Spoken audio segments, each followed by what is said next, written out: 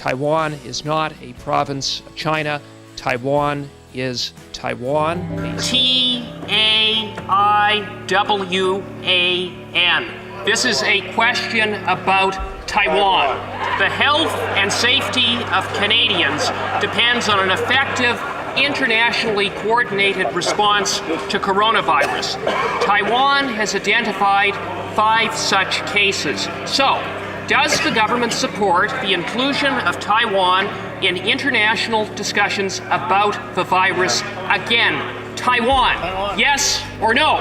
The health and safety of Canadians depends on an internationally coordinated response. And in that regard, it's important that Taiwan have observer status at the WHO. That's why I posed the question to the Prime Minister to seek clarification as to the position of the Government of Canada. And I was pleased with his response, but he indicated Canada's support. As we did during the time of the SARS virus, we support Taiwan's meaningful participation in multilateral fora. Taiwan has had several outbreaks of coronavirus, so it's important that they be involved in the internationally coordinated response, both at the WHO and ICAO. And with respect to ICAO, I was very disappointed with the characterization by ICAO of Taiwan as a province of China. Taiwan is not a province of China.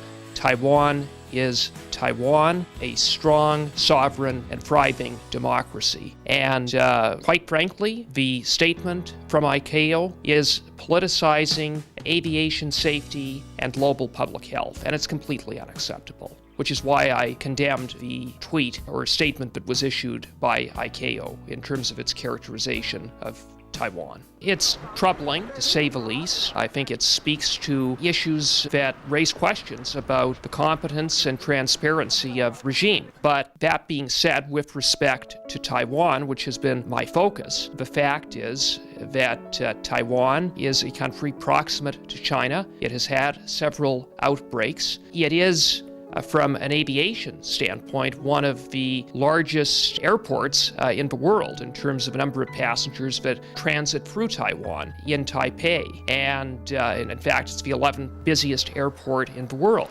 And we know that pandemics can be spread through air travel. And so for Taiwan not to even have observer status at ICAO is problematic from an aviation safety standpoint and a global public health standpoint. We have a pandemic that is spreading, that is putting lives at risk, that has taken lives, and we have to be proactive and we have to work together. And part of doing that is to ensure that Taiwan is at the table, at least as an observer.